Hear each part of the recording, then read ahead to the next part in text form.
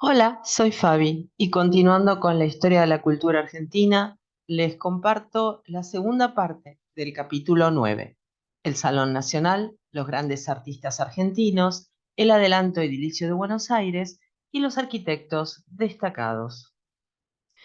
El conocimiento de las expresiones culturales y las artes en la República Argentina. Un recorrido histórico desde los tiempos de la colonia hasta principios del siglo XX. La cultura de Argentina está marcada por el carácter multiétnico y multicultural de su población, el fuerte sincretismo de sus formas de expresión y una positiva valoración del progreso y la modernidad, en las que se conjugan, no sin conflictos, muchas identidades étnicas y un sentido de pertenencia a las culturas europeas y latinoamericanas, con algunos aportes asiáticos y africanos. La cultura argentina tiene como origen la mezcla de otras que se encontraron durante los años de las inmigraciones.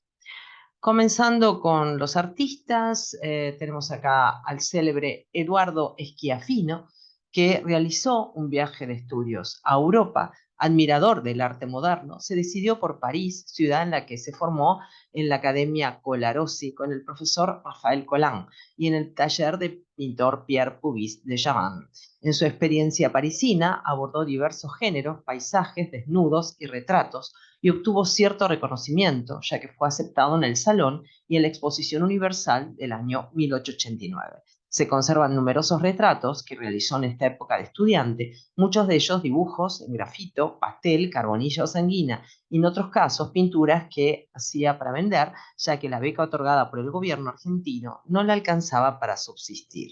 Y aquí tenemos, ven, un retrato de Margot del año 1890. Schiaffino se llamaba Eduardo, vivió de 1859 a 1935, es un óleo sobre tela y el estilo es naturalismo académico. Aproximadamente mide 46 por 34 centímetros, que con el marco alcanza 82 por 70. Está en el Museo Nacional de Bellas Artes. Este cuadro inicia el periodo artístico entre 1884 y 1891. Reposo, también de Eduardo Schiaffino, un desnudo, recostado, del año 89, un óleo sobre tela, de corte muy académico y también de estilo simbolista, 1,09 m por 2 metros aproximadamente. El cuadro presenta un desnudo de espaldas, es una pose algo forzada, como están observando, con las piernas extendidas y cruzadas y un brazo arqueado sobre la cabeza. El cuerpo aparece pálido y azulado en medio de un espacio enteramente azul, en el que el paño sobre el que se encuentra tendido y el fondo tienen apenas diferencias de valor. Boulevard de París, también de Eduardo Schiaffino, del año 1888, un pastel, en este caso sobre tela, de 47 por 28. Se encuentra en el Museo Municipal de Bellas Artes Castañino. Desnudo, de 1888, un óleo sobre tela de 58 por 50, que está en el Museo Municipal de Bellas Artes Castañino. Un cuadro de corte también académico. Ernesto Celedonio Emeterio de la Cárcova, miren qué nombre tan largo tenía el célebre Ernesto de la Cárcova, que vivió del año 1866 a 1927. Fue un destacado pintor argentino de estilo realista y docente, primer director de la Academia de Bellas Artes de la Nación y fundador de la Escuela Superior de Bellas Artes, que un año después de su fallecimiento lleva su nombre y cuyas instalaciones albergan el Museo de Calcos y Escultura Comparada. Sí, un museo divino, se los recomiendo si viven en Buenos Aires de visitarlo, porque van a encontrar allí las réplicas de las grandes esculturas de los museos europeos, entre ellos el David de Miguel Ángel.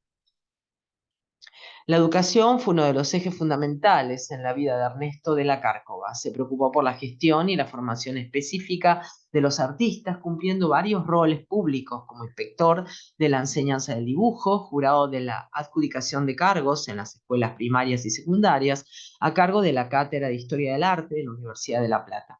En sus primeros tiempos fue docente en la Sociedad de Estímulo de Bellas Artes, 1894, hasta el proyecto de la Escuela Superior de Bellas Artes, que luego llevaría su nombre. Y aquí vemos de Ernesto de la Cárcova un paisaje que se encuentra en el Museo Nacional de Bellas Artes.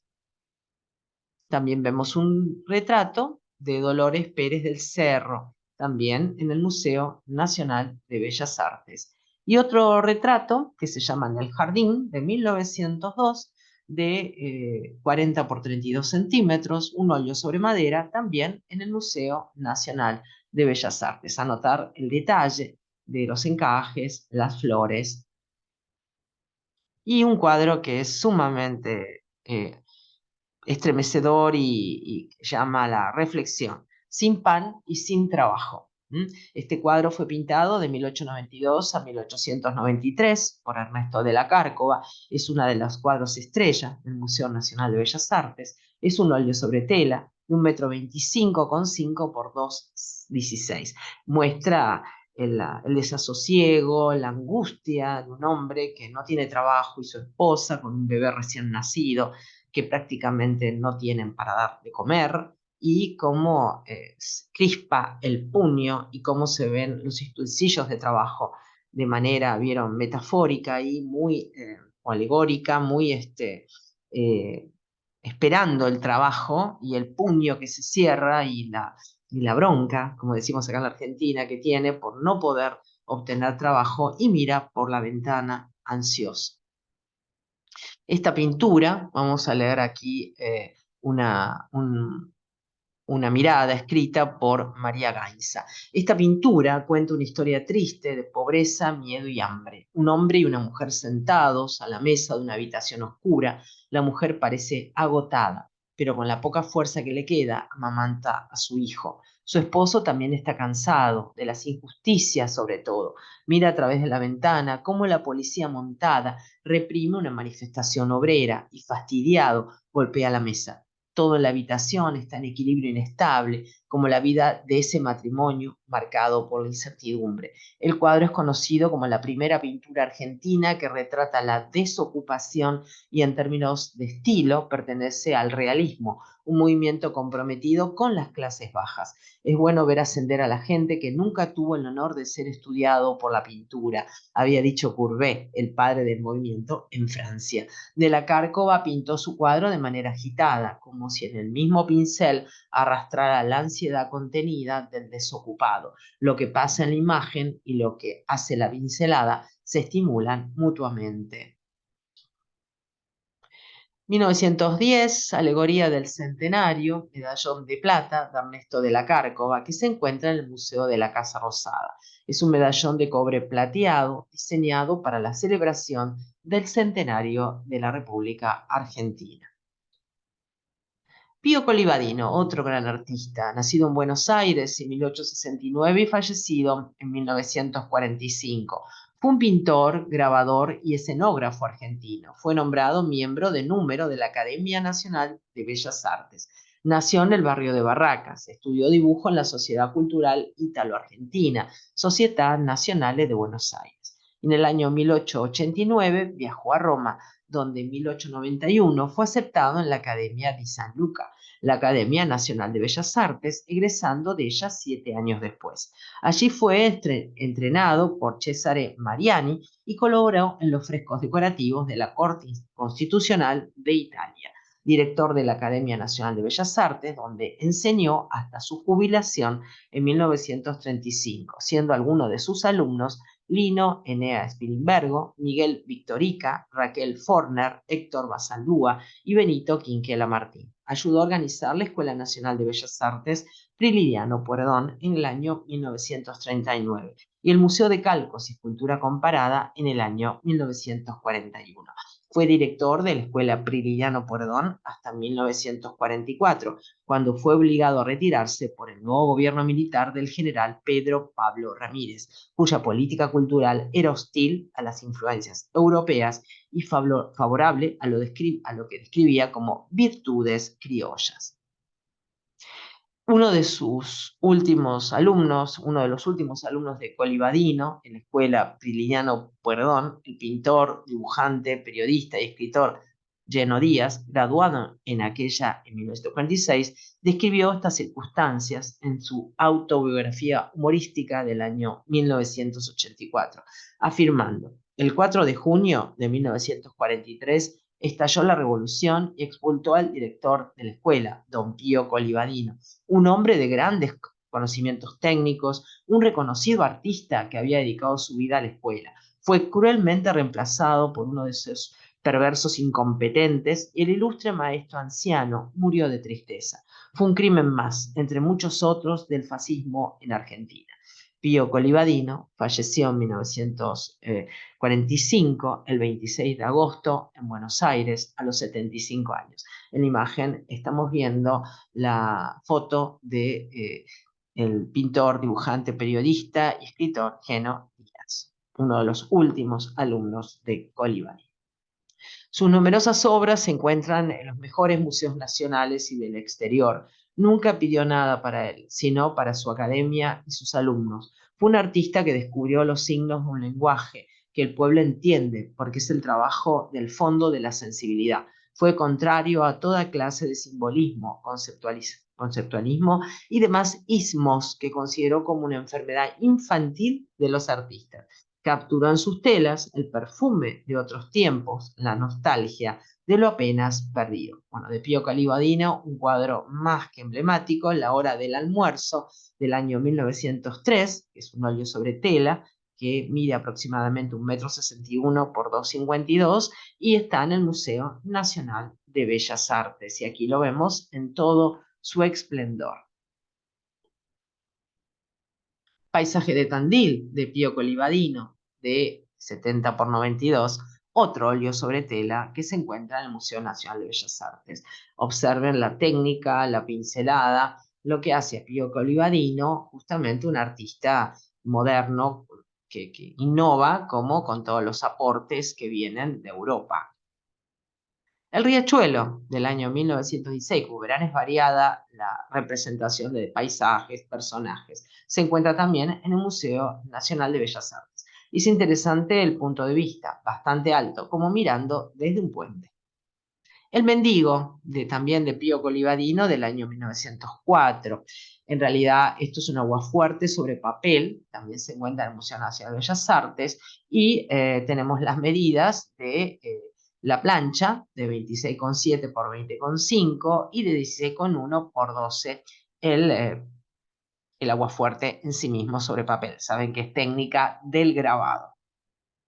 Martín Malarro, siguiendo con estos artistas de este periodo, nacido en Azul, provincia de Buenos Aires, en el año 1865 y fallecido en 1911.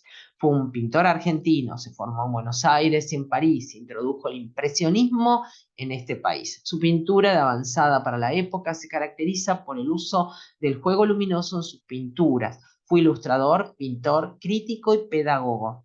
De él dijo Juan Carlos Lombán: Malarro presentó en la Galería Whitcomb su primera exposición, cuyo impresionismo asimilado por él en Francia, pero felizmente adaptado a su temperamento y su medio argentino, recibió críticas muy duras e incluso agresivas. El gran artista, que era Malarro, no se amilanó por los injustos ataques, sino que por el contrario, no dejó de profundizar su ideario estético hasta que la muerte lo sorprendió a temprana edad. Evalúa a Lombán, el que escribe, que vivió siempre en esta provincia, la de los más grandes fundadores del paisajismo argentino, sabe que no pudo haber sido casual que ambos persistieran un afán en el intento de reflejar en sus obras la radiante luminosidad de la pampa bonaerense. Malarro también es mencionado debido a su relevancia como pintor por Lombán en su obra El 80. Ahí vemos un retrato de Martín Malarro. Y de Martín Malarro el famoso cuadro Las Parvas, del año 1911, de 65,5 por 82 centímetros. Un óleo sobre tela también en el Museo Nacional de Bellas Artes, con una pincelada pastosa, vibratoria, divisoria también, como suele trabajar el impresionismo, ¿no? Que para poder ver los colores que nosotros vemos a través de nuestra resolución, a través del cerebro, vía retina, vemos una pincelada de un color, una pincelada del otro, y ahí resolvemos, por ejemplo, el color verde. Los colores primarios no, pero esa es la técnica que utiliza el impresionismo, la pincelada divisoria. Otro cuadro de Martín Malarro, La Argentina, de pequeño, de 8,5 por 13,5. Tinte grafito sobre papel del Museo Nacional de Bellas Artes. Ahí lo pueden también disfrutar en vivo. Fernando Fader, si los hay conocidos, pintor que es muy popular acá en la Argentina. Fernando Fader nace en Burdeos en 1882, pero fallece en Córdoba, Argentina, en el año 1935. Fue un pintor y dibujante argentino, nacido en Francia, principal seguidor del impresionismo alemán en su país. Realiza estudios primarios en Francia y estudios secundarios en Alemania, en la Real Schule del Palatinado del Rin. En 1900 ganó una medalla de oro por su pintura Detrás del arco iris. En 1904 vuelve al país. En 1906 realiza su primera muestra en Argentina, que no tuvo éxito. Participó del grupo Nexus, de temática localista y técnica, que vacilaba entre impresionismo y el academicismo, con Colibadino, Ripamonte, Bernaldo de Quirás y marginalmente Emilio Carafa. Nexus presentó 3 exposiciones que abrieron el camino al Salón de Primavera de 1911, impulsado por su otra pasión, la ingeniería. Invirtió toda su fortuna en una empresa hidráulica que lo llevó a la quiebra. Este duro momento económico coincidió con los primeros síntomas de tuberculosis que lo llevaron a buscar el clima suave de las sierras de Córdoba en el año 1917. Aquí vemos un retrato muy contundente, muy expresivo. Y Fernando Fada trabajando al aire libre en Córdoba en 1917. Una foto también vintage. Caballos del año 1904 de Fernando Fader. También lo pueden apreciar en el Museo Nacional de Bellas Artes dentro de su colección permanente. Maravilloso la forma de trazar los colores, una manera de hacer impresionismo muy particular, la de Fernando Fader. El 80% de su obra la realizó en las sierras de Córdoba, a las que se trasladó en el año 1916 y que recorrirá hasta construir su casa en 1918, en la estancia Loza Corral, en el pueblo Isquelín, a pocos kilómetros de Deanfunes y Capilla del Monte. Ahí se muestra un museo que guarda reliquias de la obra de Fernando. Ahí se ve imágenes del pueblo. El arte, nos comenta, es una revelación que no obedece llamados. Es únicamente alcanzable para aquellos que conocen las mezclas y ninguna libertad irrestricta. Eso es el arte. Mi padre se proponía ser de mí un ingeniero. Él lo era, mis hermanos también. Yo he querido ser pintor. Más bien lo quiso algo que hablaba muy hondo en mi alma. Y por este imperativo creo haber sido pintor antes de pintar. Cada año mueren las hojas de otro modo, visten de otro color, y si caen después de una lluvia de otoño, más profundamente se hunden, se diría empapadas en lágrimas. Qué poética, ¿no? Qué visión poética de la naturaleza. Hay que buscar el alma de las cosas en su misterio, en los tonos que no se destacan, en las tenuidades fugitivas. Aquí tenemos también otro de sus magníficos cuadros con una campesina con sus cabras. La pintura es un sentimiento exclusivamente íntimo, como todos los sentimientos reflejados en la tela. Otro cuadro también donde se ve el silencio pausado en este descanso de paisanos de la región cordobesa. Hacer arte aquí para mi patria, para los míos, prescindiendo de mi persona, que nada supone en este caso. Si algo queda en beneficio de mi país, ese será mi mayor recompensa. Fernando Fuarder se enamoró del paisaje, plantó su caballete a pleno aire o a plein air, como se dice en francés, una característica de los impresionistas. Vivió día tras día, hora tras hora, la vida de la luz y el color sobre el panorama de aquella región privilegiada por la naturaleza que es Córdoba. La tarde, miren, este cuadro se llama La tarde, perteneciente a la serie La vida de un día, pintado en el año 1917, un óleo sobre tela de 80 centímetros por 1 metro de ancho. Y un cuadro muy célebre también, una mujer dice, es linda para mí si coloca delante de mi tela. Me despierta un anhelo imperativo y obsedante, el de pintarla. Bueno, esto se llama Los mantones de Manila. Es un cuadro que muestra a las cantantes de zarzuela que visitaban Buenos Aires y de los teatros de zarzuela en la célebre Avenida de Mayo. Y aquí se ve a una de las artistas de esta troupe de zarzuelas eligiendo los mantones que va a utilizar en el espectáculo, ¿no? En su espectáculo de zarzuela. Otro artista también controvertido y de vanguardia, Emilio Petoruti, nacido en La Plata en 1892 y fallecido en París en 1971. Un pintor argentino que fue hijo de inmigrantes italianos en el seno de una familia de 2 hermanos, fue el mayor. Desde pequeño es alentado por su abuelo en el dibujo y la pintura. Estudió Bellas Artes en su ciudad natal con maestros como Atilio Boveri y Emilio Cutaret, con quien aprende la perspectiva y comienza una carrera como caricaturista. En el año 1911 participó en una exposición de caricaturas gracias a una que representaba a Rodolfo Serra. 2 años después, una beca del gobierno de la provincia de Buenos Aires le permitió viajar a Europa. Miren qué hermoso retrato, qué mirada tan penetrante, qué contundente su figura. En el año 1913 se embarcó becado hacia Europa, se instala en Florencia y a pesar de su intención de copiar el arte y cultura clásicos, su destino es completamente diferente. En la librería de Ferrante Gonelli, afiliado a los futuristas, adquiere un ejemplar de la revista La Serva, perteneciente al movimiento futurista, el cual pretende el progreso a través de la utilización de la máquina. Tiempo después, en una exposición del grupo, tiene acceso a su manifiesto en 1909, desarrollado por Marinetti. Luego Petoruti conoce a los exponentes futuristas gracias a Gonelli. Este es el primer movimiento que transforma tanto su vida como su obra, al punto de realizar una exposición en el año 1914 llamada Primera Exposición Invernal de Toscano, con 4 obras, 2 de las cuales se titulan Armonía, Movimiento, Espacio, Diseño abstracto. Ahí presentan los conceptos de los futuristas, representado el movimiento en forma abstracta. Esta etapa concluye cuando Petoruti conoce el cubismo. Bueno, aquí ya tenemos una obra de corte cubista. Cubista, futurista también, tiene movimiento y tiene fuerzas, ¿no? Centrípetas, centrífugas. Por esos años también experimenta con el collage, técnica utilizada por los vanguardistas y los cubistas para la realización de sus obras.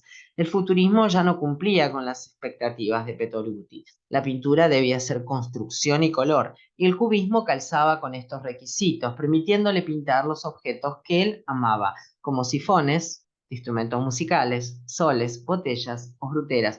Sí, es muy contundente la forma en que trabaja la luz, que prácticamente es matérica y fulminantemente plana, ¿no es así? Eso es legado también del futurismo, que el futurismo se fusiona entre movimiento, formas del cubismo también, y la sensación del pasaje del tiempo también. Entre 1916 y 1917 residió en Roma y allí su concepción cambia nuevamente luego de la Primera Guerra Mundial. Se da en Europa un retorno a lo clásico en contraposición a los movimientos de vanguardia. En ese ambiente Petoruti entabla amistad con los artistas del círculo vanguardista de las revistas Cronage de Actualidad y Valori Pasticci, entre ellos Giacomo Balla, Enrico Prampolini, Giorgio De Chirico y Carlo Carrà, que concurrían a los encuentros de los Café Aranio e Il Greco. Petoruti adhiere a esta concepción de esa época con sus obras Mujer en el Café del año 17 y El filósofo del año 1918. En 1916 conoce a Jules Solar, con el cual años más tarde serían los pioneros en la vanguardia argentina. Ese mismo año expone en la Galería Gonel, por primera vez en forma individual. En los años subsiguientes lo hace en Milán y Roma, en el año 22, donde conoce al escritor peruano José Carlos Mariátegui, con quien establece una profunda amistad y en cuya casa se hospeda. Luego pasa un tiempo en Alemania, en el año 23, donde se hospeda nuevamente con su amigo José Carlos Mariátegui y avanza en el que sería el primer retrato en vida de este, que hoy se exhibe en el Museo de Arte de Lima y que pueden observar en la izquierda de la imagen. En 1924 viaja a París Petoruti, donde conoce al cubista Juan Gris. Luego retorna junto a Jules Solar a la Argentina. Ese mismo año, en el mes de octubre, expone en la Galería Whitcomb, en la calle Florida, en forma individual y genera un escándalo. Por un lado, sus detractores, habituados a la pintura costumbrista y naturalista que se desarrollaba en el país en ese momento, consideraron sus obras como una grave ofensa inferida a la dignidad del país. Por otro, los progresistas consideraban a Petoruti como lo nuevo. En ese entonces, una de sus obras, denominada Bailarines, es adquirida por la provincia de Córdoba con una importante polémica. En el año 1930 se casó con la crítica de arte chilena María Rosa González. Aquí estamos viendo Los Bailarines, que se encuentra en la colección del Museo Provincial de Bellas Artes, Emilio Carafa, en Córdoba. Bueno, aquí estamos viendo ya una clara tendencia al cubismo, pero a la abstracción también.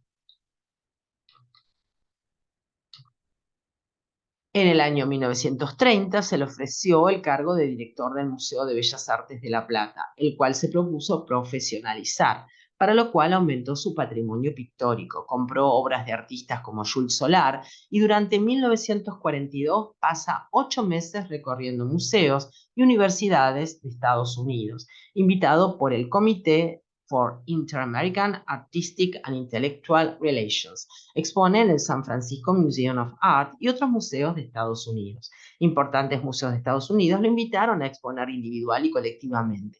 En 1943, el MoMA de Nueva York compra su obra Copa Verde Gris. En el año 1948, realiza otra retrospectiva en el Salón Peuser. Y en 1950, la exposición retrospectiva del pintor Emilio Petoruti en el Museo Nacional de Bellas Artes de Chile. Aquí vemos su Copa Verde Gris de Emilio Petoruti del año 1962. Algo más figurativo veremos aquí. En 1952, tras renunciar al museo por desavenencias con el gobierno peronista, se instala nuevamente en Europa y vuelve a exponer su trabajo en Milán y Florencia, como asimismo otras importantes capitales europeas, en Roma en el año 53, en París en 1954, donde exhibió su obra al lado de pintores de la talla de Latour, Masson y Miró.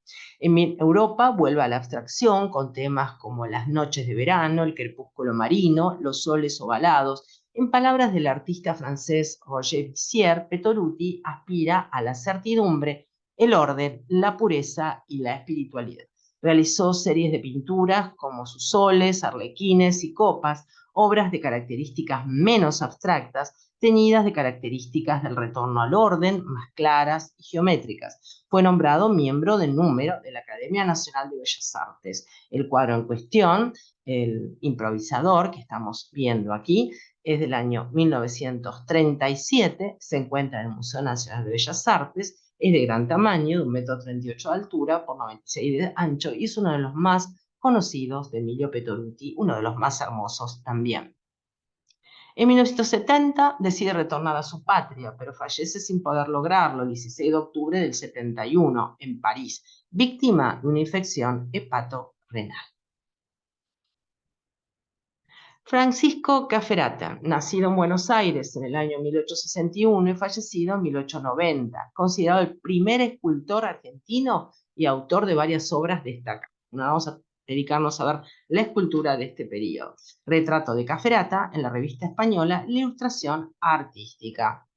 Su primer maestro de dibujo fue Julio Lagens. En el año 1877 viaja a Europa y se instaló 8 años en Florencia, formándose junto a los escultores Augusto Passaglia y Urbano Lucchesi. Expuso en el Salón de Adriano Rossi su retrato del general Manuel Belgrano del año 1882, que obsequió al presidente Julio Argentino Roca, y realizó su escultura que estamos viendo aquí, La Esclavitud, también conocida como El Esclavo, que actualmente se encuentra en los bosques de Palermo. Esta obra fue exhibida y premiada con medalla de oro en la Exposición Continental de 1882 en Buenos Aires. Ahí vemos diferentes puntos de vista de esta hermosa escultura tan conmovedora. Busto de esclavo de Francisco Caferata, aproximadamente del año 1882, de 37 por 26 centímetros, modelado y vaciado en bronce, que sería un poco el boceto inicial. Como se dice en escultura, los bocetos son en 3 dimensiones en las esculturas, su prototipo para después la escultura definitiva. Al volver a Buenos Aires en 1885, trajo fundido su monumento al almirante Guillermo Brown, que fue inaugurado el 2 de febrero de 1886 en la localidad de Adrogué, y es considerada la primera escultura pública realizada por un escultor argentino. Dato importante. También realizó otros retratos conmemorativos, como los bustos de Bartolomé Mitre, Mariano Moreno, Bernardino Rivadavia. Este se fundió tanto para la provincia de Salta como para la de Tucumán. Y el poeta José de Espronceda y el pintor José Buchet. En 1887, Caferata contribuyó con 3 obras a la exposición organizada por las Damas de la Misericordia en la Bolsa de Comercio. Es decir, que tenemos la escultura tanto para la provincia de Salta como para la de Tucumán, estos bustos mencionados. En un pedestal de 3 gradas emerge un cubo descantillado y sobre esto un pilar cilíndrico con 4 ménsulas y festones de laurel, decorando el cilindro medallones y anclas, con un cornizamiento en el que se destacan proas de galeras antiguas, sobre los que se halla la estatua que remata el monumento con la figura de almirante de pie, descubierta la espada desenvainada en su mano izquierda, la derecha señalando el suelo. Viste el uniforme de brigadier general de las Provincias Unidas. Tiene su pecho cruzado por un tajalí y su frente apoyado en un cabestrante. Ondea un pabellón argentino en forma de trofeo. Se destaca un excelente emplazamiento, ya que fue pensada desde el comienzo para ser ubicada en ese lugar específico que es el centro de la arbolada plaza llamada Almirante Brown. En 28 de noviembre de 1890 se suicidó. Su obra Falucho, que había ganado en un concurso, quedó inconclusa, siendo terminada con varias modificaciones por su condiscípulo Lucio Correa Morales. Los miembros del Ateneo le otorgaron una medalla póstuma en 1894. El monumento Falucho se encuentra emplazado en el barrio de Palermo, Buenos Aires. Es un homenaje a ese soldado de la comunidad negra, reconocido como héroe de la independencia argentina, inaugurado en 1897. Se encuentra emplazada esta plaza frente, a un costado están los cuarteles de Palermo. Lucio Correa Morales, nacido en 1852 y fallecido en 1923. Fue un escultor argentino, considerado como el pionero de la escultura en su país. Lucio Correa Morales surgió en la época en que se fundaban la Sociedad Estímulo de Bellas Artes y en 1893 el Ateneo de Buenos Aires, y fue el primer escultor importante que tuvo Argentina. Era el esposo de Elina González Hacha de Correa Morales y el padre de la pintora Lía Correa Morales. La Cautiva, de Lucio Correa Morales, cerca de la Facultad de Derecho, en Avenida Pueyrredón y Figueroa Alcorta, en el barrio de La Recoleta, en Buenos Aires. La Cautiva está sentada en un resto de pared de adobe, observando con dolor a lo lejos su morada por sus hijos y un perro. Lucio Correa Morales y su escultura de Abel del año 1902, un modelado y vaciado en bronce. Ahí se ve el título de la obra firmado por el propio artista. Mide aproximadamente 1,98 m de largo, 47 por 98 de profundidad.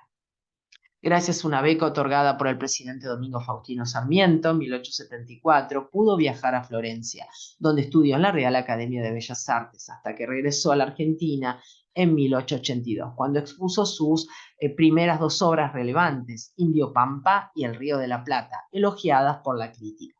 En los siguientes 40 años siguió creando con éxito obras notables como Falucho, El Gaucho, La Cautiva, La Undina del Plata, 2 versiones inspiradas en la vida argentina, y asimismo estatuas de importantes personajes de la historia del país, como Juan Bautista Alberdi, Francisco Laprida y Mitre. Correa Morales realizó numerosos viajes por el territorio argentino, en los cuales se aplicó en la observación y el estudio de criollos y aborígenes, tipos humanos que inmortalizó en sus más sensibles creaciones. Ejerció una notable docencia en la Universidad de Buenos Aires y la Escuela Normal de Profesores y en la Sociedad de Estímulo de Bellas Artes. Su influencia en la escultura argentina fue sumamente trascendente por sus obras y por los brillantes discípulos que formó, como Rogelio Irurtia, Pedro Sonsabriano y Miguel Algen de Rosa. Aquí estamos viendo Ondina del Plata en el Botánico de Buenos Aires.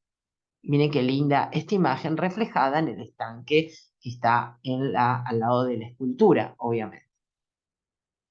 Rogelio Irurtia, nacido en Buenos Aires en 1879 y fallecido en 1950. Fue un escultor argentino. Entre sus principales obras se encuentra el Canto al Trabajo, ahora vamos a visitarlo, ubicado en la ciudad de Buenos Aires, frente a la Facultad de Ingeniería de la Universidad de Buenos Aires, en lo que fuera su casa. Se ha levantado actualmente en el barrio de Belgrano el Museo Casa de Irurtia. Miren qué linda frase, los escultores tienen los ojos en los dedos, por Rogelio Urrutia. Ahí está la casa en Belgrano de estilo colonial argentino y pueden visitarla para observar su taller, sus modelados, sus bocetos. Está abarrotada de cosas, pero es realmente una visita importante para conocer al artista y su obra. A los 19 años ingresa a la Escuela de la Sociedad de Estímulo de Bellas Artes y en el año 1918 estudia en el taller de Lucio Correa Morales. En el año 1899, debido a sus notables dotes de artesano, gana una beca y al año siguiente se radica en Italia y París, donde asiste a la Academia Julian y es un asiduo concurridor al taller del escultor Jules Félix Coutin. Gracias a esta influencia y a sus nuevos contactos europeos, se expone en el Salón de la Société Nationale d'Artistes Français en el año 1903 y obtiene al año siguiente Gran Premio de Honor en la afamada Exposición Universal en la ciudad de San Luis de Estados Unidos. Ahí se ve una foto de Rogelio Urrutia, de él estamos hablando. Pero si hay un monumento impactante es el Canto al Trabajo, que está frente a la Facultad de Ingeniería de la Universidad de Buenos Aires en Paseo Colón. Bueno, visitémoslo. Allá está en la perspectiva, detrás de los magníficos albos de esa plaza, la Facultad de Ingeniería, ex Fundación Eva Perón, y el monumento del Canto al Trabajo, que es bastante interesante porque se ve una piedra tirada por un grupo humano, dividido en dos partes, que está desconectado entre sí, como que hay unos personajes que intentan tirar la piedra a modo de alusión al trabajo, y adelante una familia, que es un poco lo que impulsa a la nación, según la visión que Rogelio Urrutia le quiere imprimir, y también los brazos extendidos del hombre, la mujer que atisba al horizonte y los niños, los hijos, que extienden sus brazos. Es maravillosa la obra en bronce, ahí se ve el grupo que intenta tirar de esa piedra, todo es bronce. Fíjense el grupo de la familia, que es la esperanza de la nación. Los niños, adelante. José Fioravanti, nacido en Buenos Aires en 1896, fallecido en 1977. Fue un escultor argentino, fue nombrado miembro del número de la Academia Nacional de Bellas Artes. El presidente Marcelo Torcuato de Alvear le encomendó la realización de decoraciones escultóricas en el vestíbulo de la Casa Rosada. Pronto su obra sería prolífica y variada. Artista autodidacta, Fioravanti se formó en los talleres de escultura de Buenos Aires. En el año 1919 obtuvo su primer premio. Viajó a Europa en 1924, donde expuso en el Museo de Arte Moderno de Madrid y 2 años después en el Salón de Arte Moderno de París. En ambos casos adquirieron una de sus obras. En el año 27 regresó a su país, pero retornó a Europa en el año 29, instalándose en París. Fue profesor de talla directa de la Escuela Superior de Bellas Artes, Ernesto de la Cárcova, y nombrado académico de número de la Academia Nacional de Bellas Artes de Buenos Aires. Y de Fioravanti el monumento a Nicolás Avellaneda, inaugurado el 16 de noviembre de 1935, esculpido en mármol, representado junto a un sillón con los atributos presidenciales Avellaneda. El basamento es de piedra. El Parque 3 de Febrero, barrio de Palermo, Buenos Aires, es ahí donde van a poder encontrar esta magnífica obra. de corte un poquito más geométrico. Pero hay otro monumento muy célebre de una ciudad veraniega por excelencia en Argentina, Mar del Plata, monumento al lobo marino, que se encuentra en la playa Bristol. Alfredo Bigatti, otro gran escultor de este periodo de la cultura argentina, nacido en Buenos Aires en 1898, fallecido en 1964. Fue un escultor argentino, medallista y artista visual. Nacido en Buenos Aires, Bigatti fue estudiante y profesor en la Academia de Bellas Artes. Entonces comenzó a viajar por diferentes países de Europa durante el periodo comprendido entre 1924 y 1928, incluyendo en el periplo una estancia en París, donde fue alumno de Antoine Bourdelle, y se reunió con otros artistas argentinos como el poeta Leopoldo Marechal y el pintor Aquiles Badí.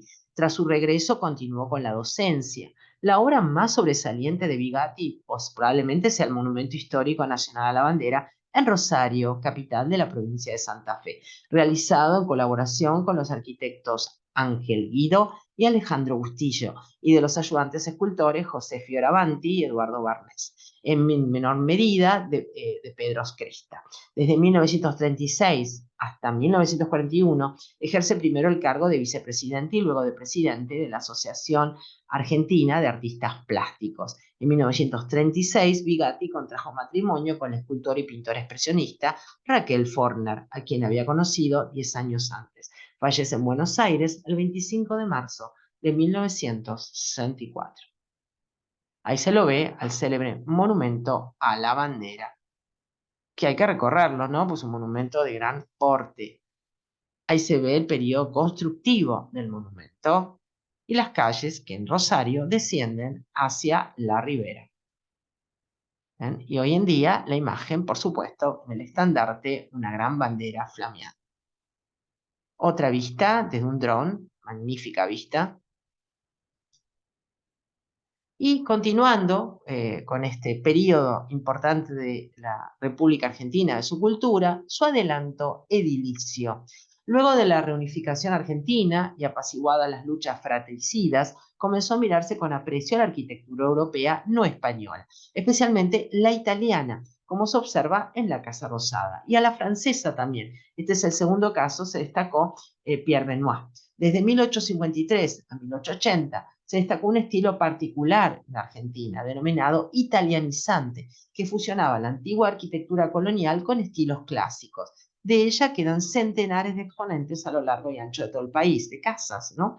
Tras la batalla de Caseros en 1853, no solo hubo una premura de pintar de verde todo lo que antes estaba pintado de colorado o de rojo punzó, faroles, puertas, ventanas, etcétera, ya que el rojo punzó era un símbolo del derrotado Partido Federal y de la época rosista, sino que atinadamente se buscó darle un aspecto lo más europeo, no hispano-colonial, a las principales ciudades, y de estas a la ciudad de Buenos Aires, que entonces abarcaba aproximadamente la 10ª parte del actual territorio del área urbanizada de la ciudad de Buenos Aires.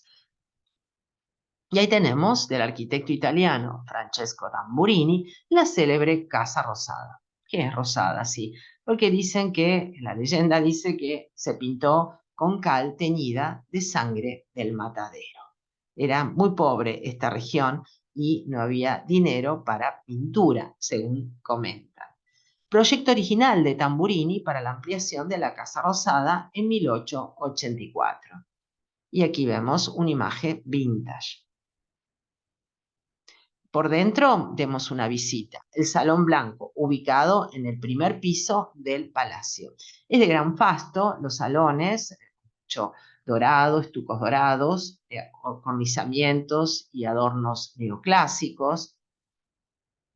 Y el despacho presidencial, ubicado en el primer piso del Palacio de Gobierno, con un gusto, diríamos, de corte burgués también, mobiliario, ambientación. Y por último vemos el célebre Patio de las Palmeras, que son palmeras centenarios. Y por supuesto, este patio obedece a un diseño italianizante que proviene justamente de la época del Renacimiento, este tema de la construcción más introspectiva que plantea Italia contra la que plantea Francia, que es más abierta al paisaje, y el cortile, que se llamaba antaño al patio en los palacios renacentistas. Bueno, hasta aquí llegamos con el capítulo 9 de la historia de la cultura argentina, su segunda parte, su parte B. Invito a ver la parte A, ahora les dejo linkeado toda la lista de reproducción, por si no han visto los capítulos anteriores. Iremos avanzando hasta llegar a principios del siglo XX. Muchísimas gracias y espero que puedan disfrutar de los otros videos. Muchas gracias.